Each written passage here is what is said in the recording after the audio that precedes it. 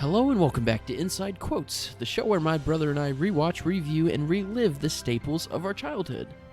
This is episode 92, and I am your host Jeremy, and with me today is my older brother Jonathan. Jonathan, welcome back to the show. Quack, quack, everybody. It's good to be back on the show. What do you want to talk about? I want to know what's over that hedge. What hedge? Sorry, Steve. Steve, yes, thank you. What do you want? Oh, great and powerful, mighty Steve. What do you want? What do you want? So today we're covering the 2006 film? Yeah. 2006 film, Over the Hedge, and it is a beloved family classic for people who grew up around that time. I know I did. I also did, around that time. A little bit before that time as well. So today, we are covering such a beloved movie for me. I feel like this is definitely more my movie, and it's a good thing because it's my pick. Yeah. But Over the Hedge is near and dear to my heart because it doesn't seem like it's a fall movie necessarily. It came out in the summer, apparently. It's definitely a spring movie, obviously, because it's after hibernation. Yeah. That makes sense. But for me, it's a fall movie, mainly because this is the first year. I associate this with Halloween. And I know this isn't a Halloween movie or necessarily a fall movie, but I wanted to cover it somewhere close to Halloween, about like a month off. Because my last year trick-or-treating, I didn't know it was my last year. Whoa. Yeah. So I was prepping and getting ready to go trick-or-treating. I was in third grade, maybe. I'm not exactly sure how old I was. That makes sense. Probably old enough for Mom to take me trick-or-treating and stuff. And our family wasn't huge on Halloween anyways, but we always liked to go trick-or-treating and stuff. And I guess Mom really didn't want to take me that year because I guess I was too old or she just didn't feel like it. So she was like, all right, Jeremy, what can we do instead of doing that?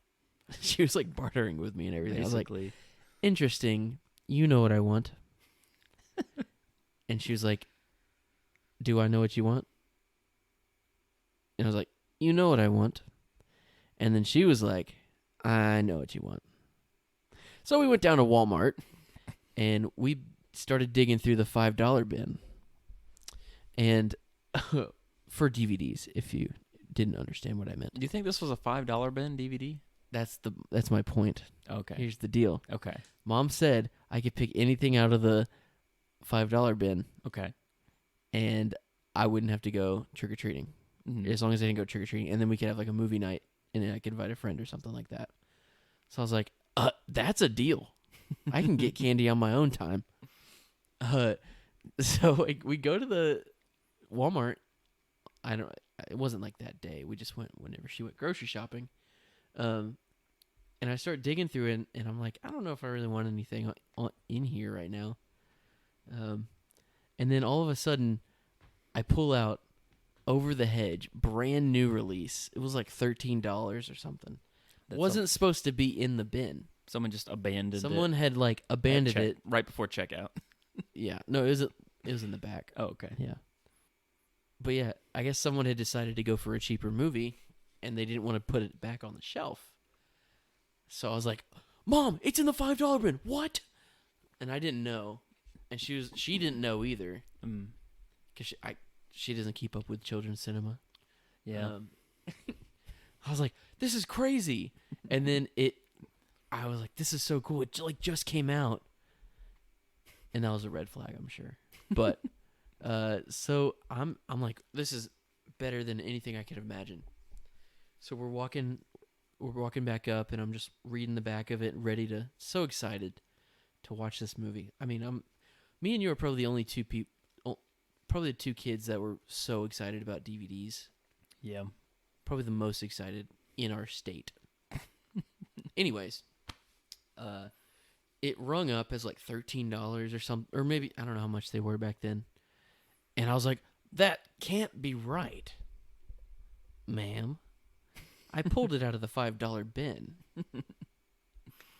And she was like, sorry. And I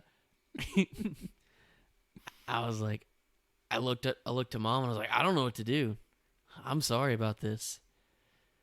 But it was in the $5 bin. She saw me pull it out.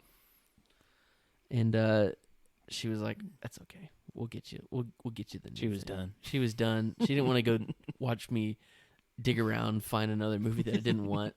Also, she was just being nice. Yes. I was doing her a solid for not having to drive 2 miles an hour for 3 hours. Following you through the neighborhood. Following me through the neighborhood.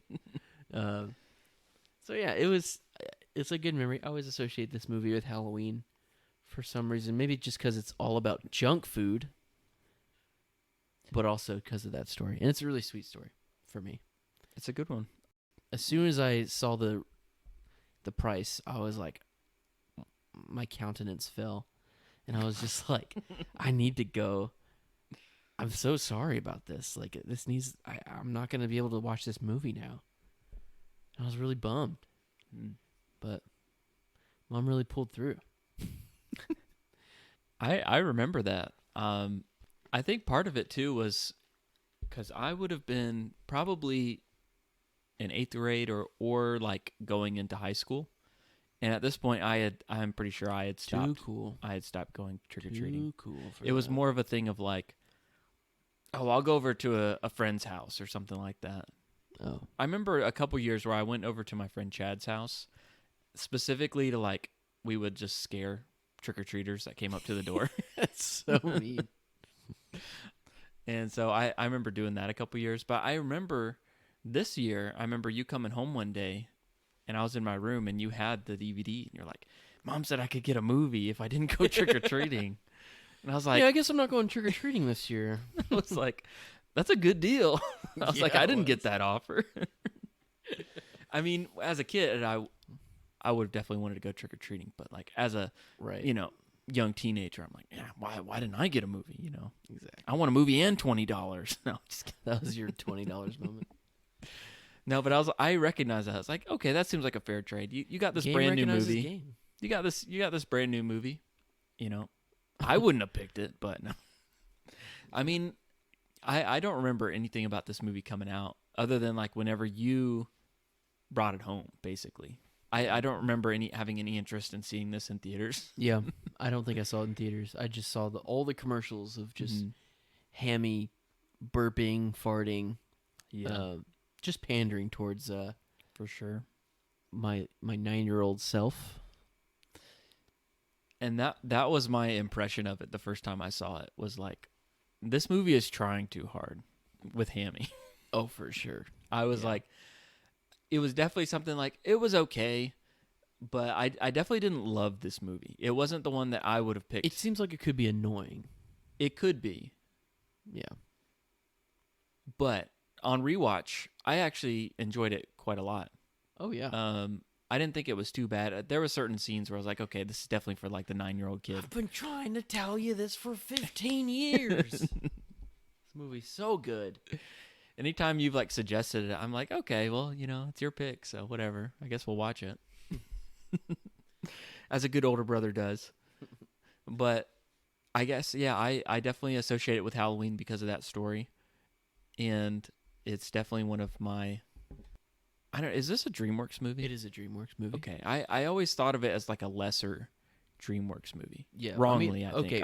I think it's moved up in the rankings. I think for it me. definitely had a smaller budget because the animation is not there. It just isn't. Yeah. Some of the characters are pretty good. I think It's just the humans the humans that look bad. Yeah. I don't like the look of the porcupines either. The little kid porcupine. I feel like the needles are like fuzzy instead of prickly. Sure. I see that. But it's not too bad. It's mostly the movement, like their head movement. Yeah. It seems, and I was just going to say, it seems like a video game. But when you play the actual video game of this movie, which slapped, it looks even worse. Like their mouths don't move when they talk. I think I've heard of people playing this game and liking it I had over the Hedge. You had it I had it. on what? What console? PS2. PS2. PlayStation 2. I don't remember that. And it was stressful. Okay. It was very fun. It was very fun. Don't get me wrong. But it was very stressful. It was like Assassin's Creed where you're being chased, or GTA where you're being chased. And you have to be stealthy because you're sneaking in food and stuff. And those kind of games just stress me out. I just want to have fun, you know? I don't want to be in risking danger. It was a very fun game. Yeah. Like, I think it's one of the best PS2 games that I had. I was reading about the movie earlier today, and did you know that this was based on a comic strip? Like in the a comic strip of Over the Hedge? like in the newspaper? No, that's really cool. Yeah, I had no idea. Huh. Was it called Over the Hedge? Yeah. Oh. Like it's an adaptation of a comic strip. Well, that's I really had no idea cool. about that. Did I was you know kind of that looking Shrek is a Shrek book? I did know that. It's boring. Yeah. It's not the real Shrek. The real Shrek is Mike Myers. Yeah. I didn't really read any of it, but I was just thinking about, like, I used to love reading comic strips. Like, I wasn't a comics guy, you know, reading the new Batman issue or anything like that. Yeah. But I did, like, There's a difference between a those two comics different types of enjoyer comics. and then a comic book nerd. I was a connoisseur of comedy, so I loved the funny papers, you know. The funny papers. The funny papers. So, Good old Calvin and Hobbes. A little bit of Garfield. Garfield. Don't yeah. you just hate Mondays? Yeah, man. I do. Calvin and Hobbes was a big one. I remember getting that at the book fair because it was like a buy one get one free deal. And I remember getting I wanted this Star Wars book, Episode 1, classic. And I took it to the register and if you get something about the same price, you can get something else for free. So I just started looking around the book fair, and I just saw a book of Calvin and Hobbes. I had never even read it. I didn't even know what it was. I just judged that book by its cover. Yeah. And thought it was going to be good. And I was right. It was very, very Weirdos much from so. Another Planet. Calvin and Hobbes is the only comic book that I've ever read. Like, they had the I read it just like a novel. Yeah. Sometimes they'd be continuous stories. Sometimes they wouldn't. Yeah. That's the thing. Like, I've never... Well, I guess I've had some other books, but some of the collections of, comic strips. I remember I had one for the Zitz comic strip. I remember reading some of that. But it wasn't I as... don't know what that is. It was just like a teenager annoyed at his Oh. parents. Okay. I don't know. I had that one. I liked Garfield. I mean, there was also the ones that Big were just Dilbert like fan. Just kidding. Who's a Dilbert fan? Oh man, you just unlocked. We we were looking through photo albums one day at Holland. Yeah. And we opened one up and we found something of Dad's. Dad had some concert photos in there. And then randomly he had some comic strips of Doonesbury in there. Oh. Which is a very political cartoon. And Dad was like, "Why don't I even have this?" He was annoyed at himself for having it. Too political. My past self. Too political. That's funny. But yeah, I've wondered what. Apparently this is a comic strip that's still going on. No. But I don't know if it's I've never seen it in the paper, so I don't know if it's an online thing now. I don't really know what the future is of that art form, that medium. Cuz that's the biggest thing that I miss about newspapers. I don't I don't want to go read the Times every day or anything like that. I just wanted to flip to the back page and read read the funnies. So, Beetle Bailey, what a buffoon. I'm going to be honest, I don't know what that is either. I only went for the Garfield, and they never had Calvin and Hobbes in there. Yeah. Is Fox Trot a thing? Yeah, Foxtrot. That sounds familiar. Beetle Bailey, there was there were some that The Far Side, but that's those are just one panel visual gags, puns. Boomer humor, if I will. If I may. You think so? Dude, read a Far Side comic. It does not age well. It is no longer funny. Do you think so? Not a single one of them are funny. I just don't. I wouldn't classify it as boomer humor. It's boomer humor so Do you think bad. so? It is so bad. I promise you. I'll have to revisit that because I did have some of those books too. I'm just kidding. They're really funny. You are not. Are you kidding? I don't know. That was a weird bit. I think the cast of this movie is very strange. Weird. It's so diverse. It's the most eclectic group of actors and musicians. Avril Lavigne is in this movie. That's the weirdest one for me. Avril Lavigne, Her and her character makes and me William very... Shatner in a team up. I never expected. Yeah.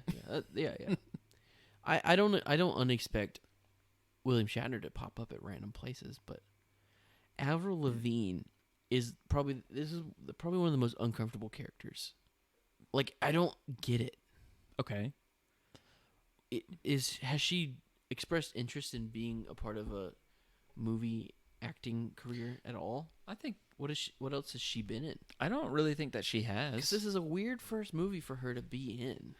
Well, it's one of those things. Whenever you first get famous, you get all kinds of different offers, and you're like, well, why don't I try things here and there? So maybe she wanted to try it. But she was already famous. It was like 2006. Yeah, I mean, early 2000s, I guess. I think this was in production for a little bit longer than when it actually came out. I don't remember exactly the dates on there. That would make sense because it is. I think it was delayed. I think it was supposed to come out like a year or so before. But even then, I don't know.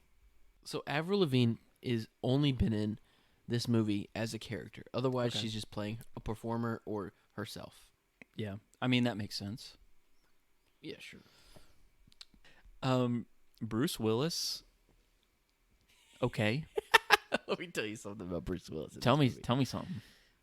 I think he did a good job as RJ. I think he did too. He's the main role, but here's the deal with Bruce Willis as a voice actor. It sounded like he recorded all of his lines in public where he wasn't trying to be too loud and he wasn't trying to disturb other people. Yeah. Yeah, it's weird. Like I haven't seen that many Bruce Willis movies. But like as I watched it, like I wasn't ever aware that it was him. Yeah. Like I forgot that it was him. Even after we watched it.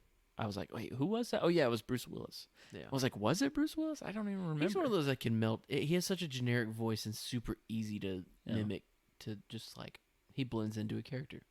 But not Steve Carell. Steve Carell, You know that's him. Yeah, for sure. And he was and definitely not Wanda Sykes. Yeah, Wanda Sykes. I remember Eugene Levy and Catherine O'Hara together as the... I found that out today. Porcupines. I actually remember that from when we first watched it. I was probably fresh off of Cheaper by the Dozen 2 or something like that. Like, that's Eugene Levy. Yeah. Who else is in this? Okay, best character by Thomas far, Hayden Church, baby. The exterminator, Thomas Hayden Church. The Verminator. Verminator. I'm sorry, but do you have an associate's degree from pet detailing from VermTech Community College? That was the most surprising voice for me in this. Like, really? I don't know why. I just remember him as Lyle from George of the Jungle and just love it. I don't know. Yeah. He's the best. Probably one of his best roles. Nick Nolte as the bear. What was his name? RJ. I read that he like was Vincent. offered the role and he just like studied like documentary footage of bears trying to like get the sound right. And all he did was just anyway. And then just did his voice normally anyway. I just wanted to watch the documentary because I'm Nick Nolte. I have spoken. Oh, I give my Spuddies. I love Spuddies.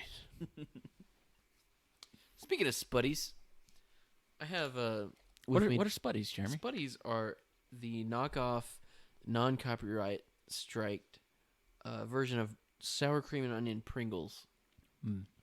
And boy, do they look good. I would rather have Spuddies anytime than a regular Pringle. But I do have a can of Pringles with me today. And I wanted to see, I wanted to listen up closely to see if it made the same noise as when you open it for the first time as a can of Spuddies. Because a can of Spuddies sounds like you're opening up a can of tennis balls. Yeah, it's like pressurized. Kind of like, yeah. But All right, everyone, be quiet. Be quiet. So, all right, here we go. Listen up. Ready? 3, 2. That was extremely disappointing. No, those chips. I gotta have my Spuddies. Those chips got no bounce to them. No, but let's see if it has the good crunch. I thought it was good, but then it also sounded stale at the same time. They sound like they're Spuddy? those like baked chips, and not real chips. Well, that's what Pringles basically are. You know, I've always... They taste all right. This might offend some of our listeners. Actually,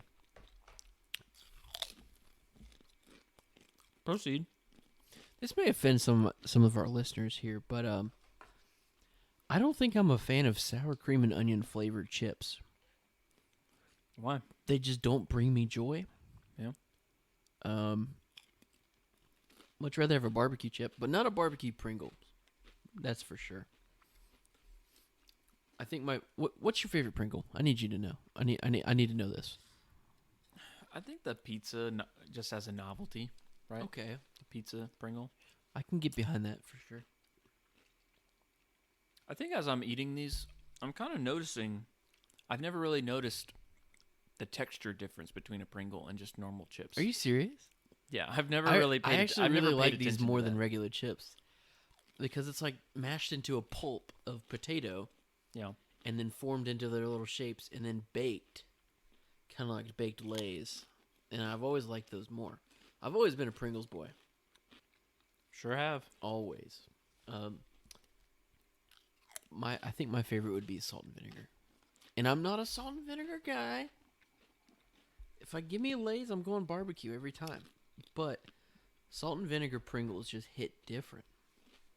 With a Spuddy, enough just isn't enough. Let's see here. I like the little cast of characters here. It's a good little band of heroes. I was thinking, you know, Hammy's the only one that's useful because he's super, super fast and energetic. But then He's the Flash. he's the Flash. He's literally the Flash. I was like, well, that's kind of like he's in a band of superheroes, except everyone else is kind of lame. Yeah. But they're not. They all have their own special powers, and they help. One stinks out people. Skunk butt. Oh, I can clear a room. Oh, I can clear. I can do that. And then we've got the porcupines that steal hot dogs with their backs. That was cool. And then we've got the playing dead as Yeah, a distraction, awesome. as the possum. I liked that. And I thought that was funny. yeah, I love those scenes. lights rosebud.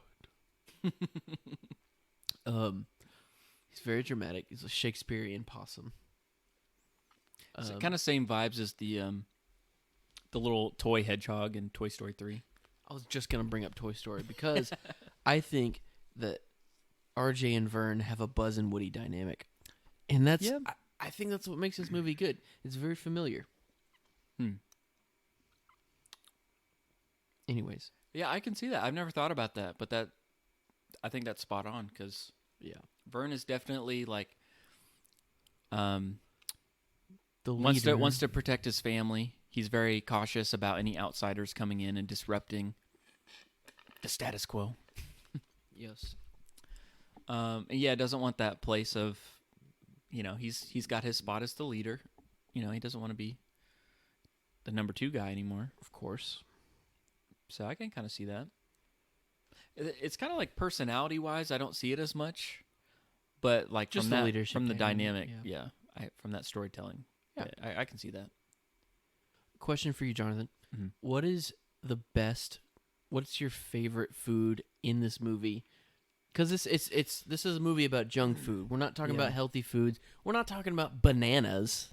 Yeah, We're talking about junk foods, processed foods, processed foods, things that are going to survive in an apocalypse. Which that aren't- food would you Yeah, prefer to eat if you took one thing off of this screen? I just don't really remember specific ones. It definitely could be Spuddies if you need it to be. Well, I might. There's Hammy's cookie. I might not. I might just go with the bag of nacho cheese chips. That's what I was gonna go with. From the beginning in the vending machine. Yeah. Specifically because yeah. I like the transition of like the bag gets crushed. Yeah. And then he opens it up and the crushed crumbs turn into like the opening credits and Right. stuff. Right. Yeah. The text. So you I want like opening credit chips? that. Yeah. Okay. I'm gonna fast forward. Also later on in the movie, right? Whenever he opens it up and there's a nuclear explosion. Yeah. Of Dorito dust. I don't want the chip. I just want to be in the blast zone. I'll get a shower afterwards, you know? That sounds like very much fun. And I think that would be really... Also, we weren't allowed to have MSG growing up, and I wanted MSG more than anything. Any food that we got, like we picked up at the store, Dad would look at the label. We very and be much... like, MSG, put it back. Yeah.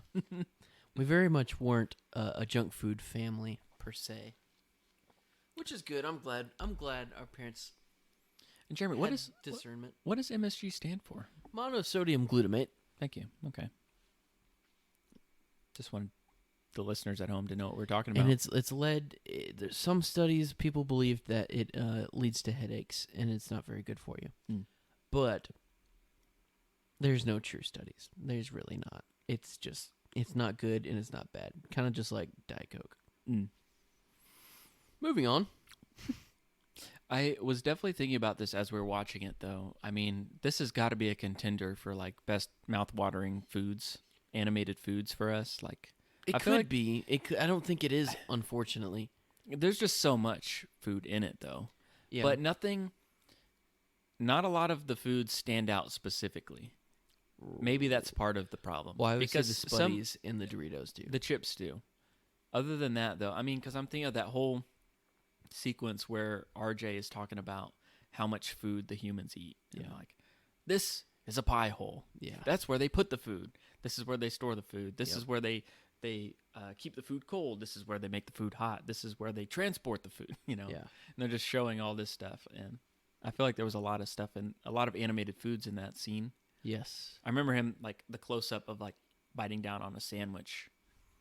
But because there's so many, like, quick scenes of the junk food and things like that, I feel like they don't stand out as much as other movies where it's, like, maybe there's emphasis placed on one in particular. Like the steak from Incredibles.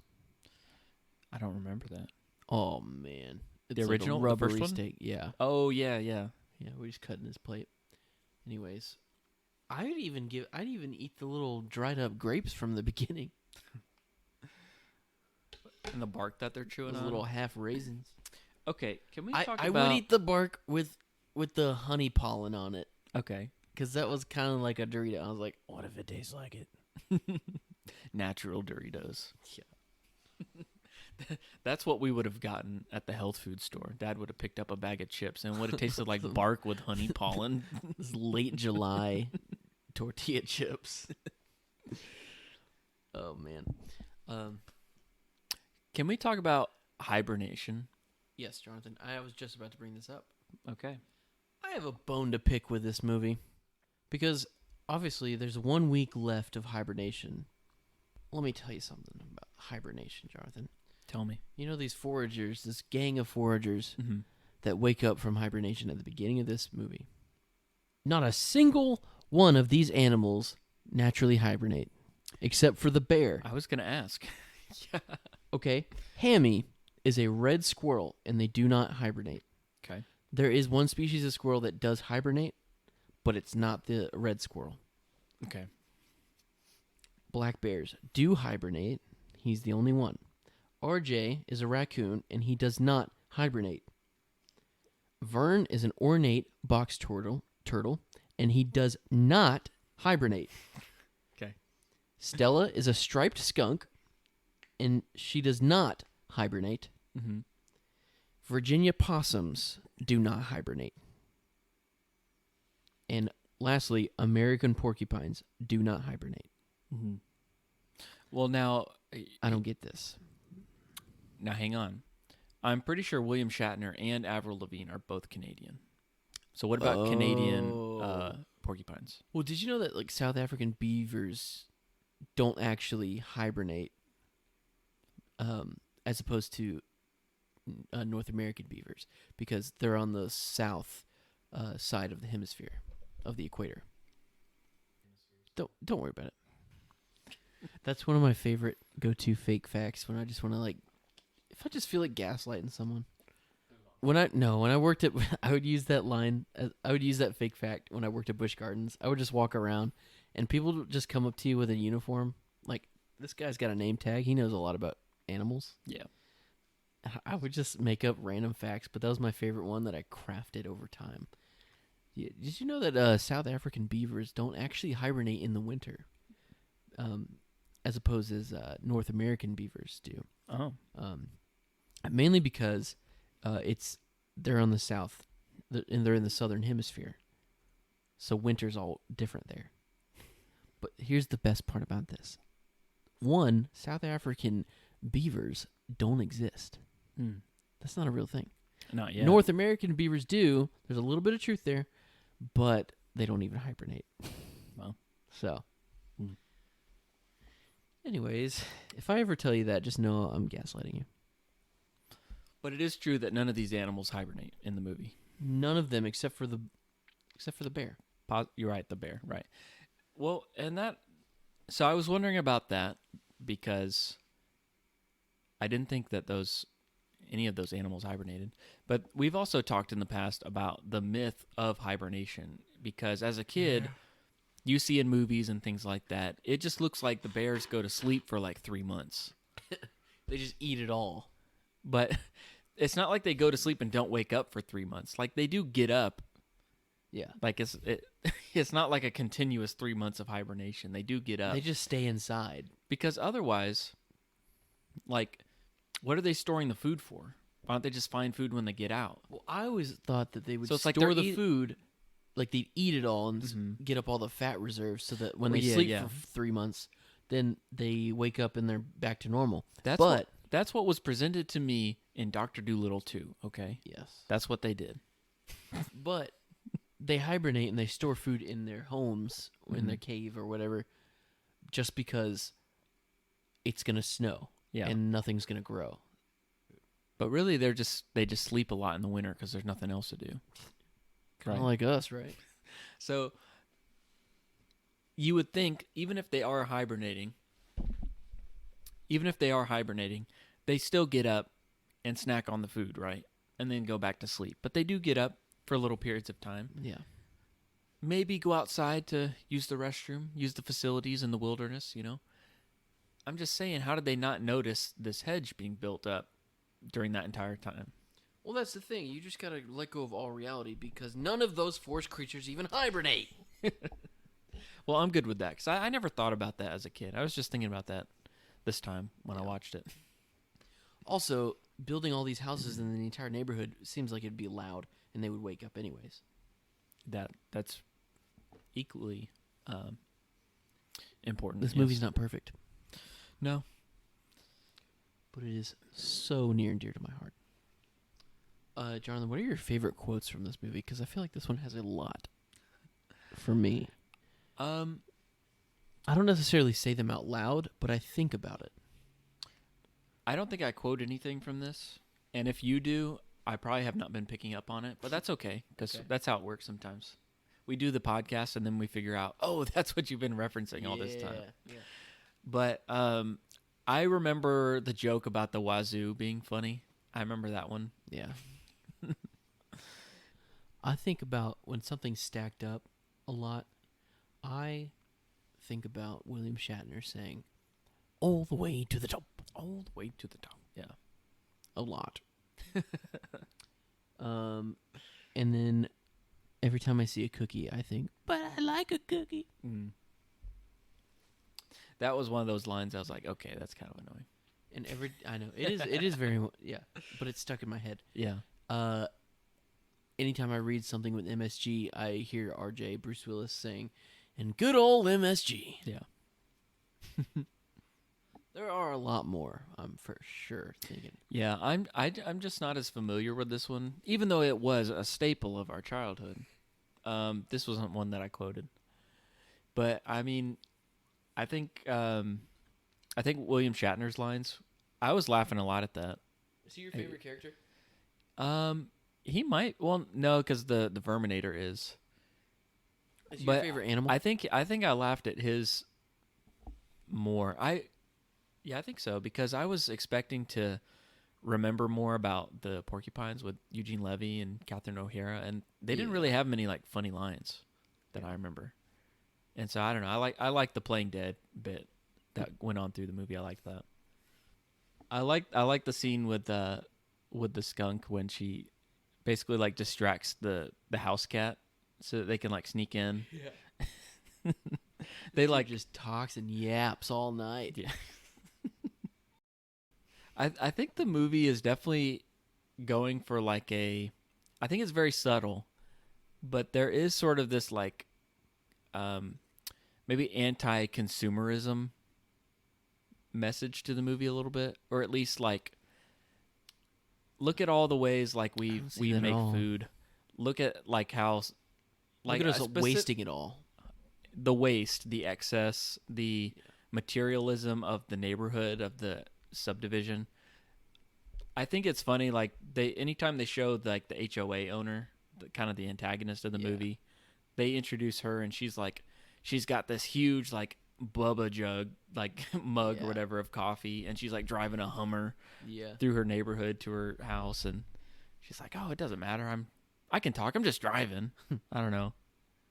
There was another line specifically that called that out, and I can't remember what it was now. How many people usually fit into these things? That's the one. Yeah, that's the one. So it's like, they have these big cars. Like, how many people are driving in these things? Well, usually just one. Yeah. So I think the filmmakers would advocate for carpooling a little bit more, and also just the fact that when it shows the map of like the new housing development, it's like they've already demolished the entire forest except for this like last little triangle. That was zoned because they couldn't get rid of all of it. I guess so. I was actually wondering when we first started rewatching it, like, oh, is there like an environmentalism plot to this movie of like we need to protect these creatures and keep this to an area environmentalist? This is a tragedy. Well, yeah, because they're eating junk food made for humans that are bad for humans. It's Yeah. just poisoning all these animals.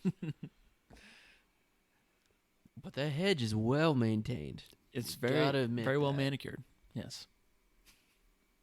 But it is an interesting. I think it's a fun idea for a story of just like the nature versus the humans. I don't know, the neighborhood.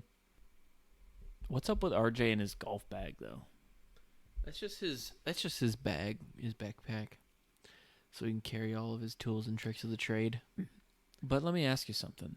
Okay, He's a raccoon. sure is. Those are some small clubs. Who's using those? Babies. They don't look. They look like legit. I mean, he's only got like one like iron, in there, but it doesn't look like baby's first golf clubs kind of thing. Yeah, those are usually plastic. Yeah. I don't know. Great point. Let's talk about Vern a little bit. Do you even know who Gary Shandling is? Not really. Get him mixed up with Billy Crystal a lot. Gonna be honest. I can see that. He's a comedian, and I think he passed away a few years ago. But I know he's like very respected amongst other comedians. I wasn't really familiar with anything else he's ever been in, so he was not like a recognizable voice for me at all when I watched this. Yeah. Yeah, I just remember him being like a cautious turtle, basically. His character super stresses me out. Yeah? But I know I relate to him Yeah, in some ways. I relate to him. But I hate him so much. Yeah, what annoys you about him? He's just a buzzkill. Yeah. And also, even when he like apologizes, he's not fun to be around. The problem is he's right, though. Like, he's suspicious from the very beginning, know. and RJ's trying to use him. The tail And he is knows it. tingling. His tail is tingling. Oh, well, why didn't you say so? And then when he finally gives in, he's wrong to do it. Yeah. So it is kind of I'm frustrating. not saying I don't like RJ either. Yeah. You know, if I had to go with my gut to hang out with anybody, it would be, I don't know. Because Vern had some lessons to learn too. He needed to live outside the shell a little bit. So it works out. Yep. It helps him not be so fearful and not just be like your entire existence is to hoard up resources for yourself to just survive. Yes. To just like live a little bit, take some chances. But not too many chances, otherwise you'll have gambling debts. Yeah. Do you want to talk about the music in this movie? Yeah. So the score is just, it's fine. Just the regular score of the incidental music throughout. But there's a few original songs by Ben Folds in the movie. And I think they're good songs, but for whatever reason, like I've never really gotten into Ben Folds. And I have a lot of friends that like his music. Yeah. And anytime I listen to it, I'm like, okay, I kind of like this, but like after a while I get kind of tired of it. Yeah. I don't know. But I haven't listened to these songs in a while, so I enjoyed the music in the movie. I think one of the songs is like a re-recorded version with like cleaned up lyrics. The Rock in the Suburbs one. Oh yeah. I think I remember seeing that one. I think like Weird Al directed a music video for Ben Folds, and that's how I like heard about him. Interesting. Back in the day. But I don't really know much about him. I haven't really listened to any albums. You either don't care about Ben Folds or you care about him too much. I would agree. No middle ground with Ben Folds. I think so. He's kind of like a cult following. Yeah. Either you get it or you don't. Mm-hmm. I do like the music in the movie. I feel like it fits. It has a good vibe to this like green spring feeling in this movie. Yet we like to watch it in the fall.